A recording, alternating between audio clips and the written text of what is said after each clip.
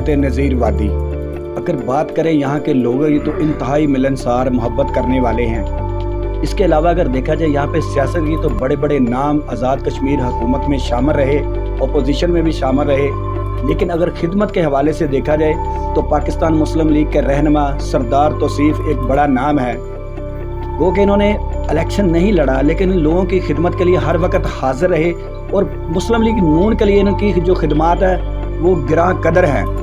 मेरे साथ इस वक्त सरदार तौसीफ अहमद मौजूद हैं। इनसे बात करते हैं कि पार्टी के हवाले से जो इनकी खिदमत हैं, आगे जो इलेक्शन आ रहा है इस हवाले से ये क्या कहना है। सरदार साहब आप बताइएगा कि मुस्लिम लीग नून के हवाले से अगर देखा जाए तो आपकी बड़ी खिदमत हैं, तो आपने पिछला इलेक्शन कंटेस्ट क्यों नहीं किया और बात अगर आगे इलेक्शन की करें तो आप क्या करना चाह रहे हैं इस वक्त। जी बिस्मिल्लाहिर्रहमानिर्रहीम। सबसे पहले तो भट्ट साहब आपका बहुत शुक्रिया, आप हमारे पास यहाँ पे तशरीफ़ लाए, हमें ऑनर किया, हमारे ख्यालात, हमारे व्यूज़ हमारे सुनने वालों तक पहुँचाने का आप ज़रिया बने।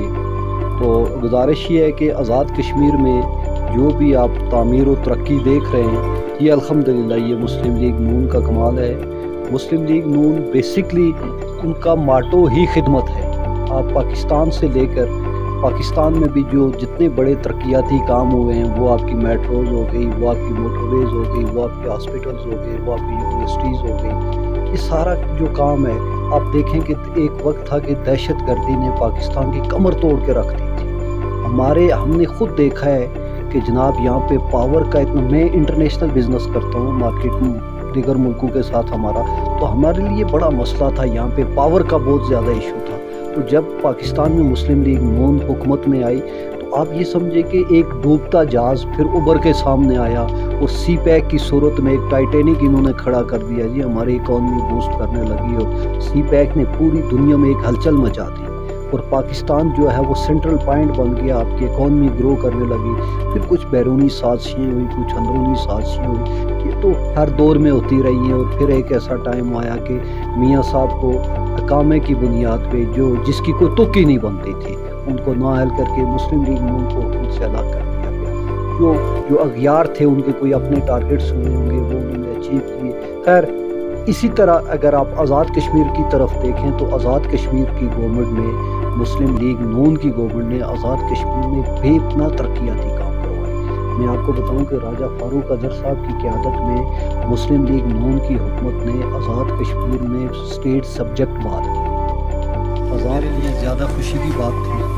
वाखुदा मेरा बदन, मेरे कदम मेरा साथ नहीं दे रहे हैं, लेकिन बाज़ औक़ात ज़िंदगी में इंसान को ऐसे फ़ैसले करने पड़ते हैं।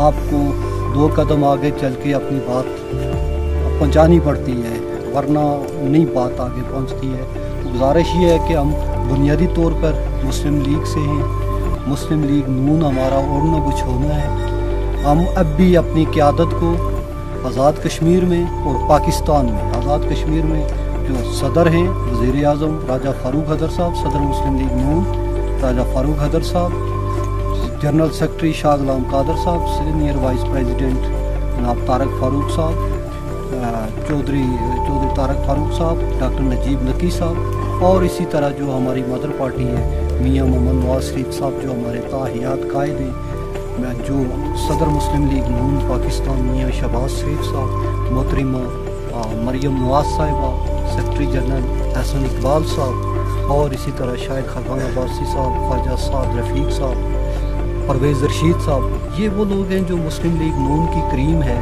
और जिन्होंने ये साबित किया है कि वाकई वो बड़े किरदार, बड़े करैक्टर और बड़े विजन वाले लोग हैं और बड़ी कमिटमेंट वाले लोग हैं। जैसे उन्होंने ये कम बैक किया पाकिस्तान में ज़िमनी इलेक्शन में, जिस खौफनाक तरीके से, मैं कहता हूँ कि 98% उन्होंने, बल्कि 99% सक्सेसफुल रहे हमारे जो गुज़श्ता ज़िमनी इलेक्शन पाकिस्तान में हुए। तो मेरी उन सब लोगों से ये गुजारिश है कि खुदारा ये कारकुनान, ये मुस्लिम लीग नून के सिपाही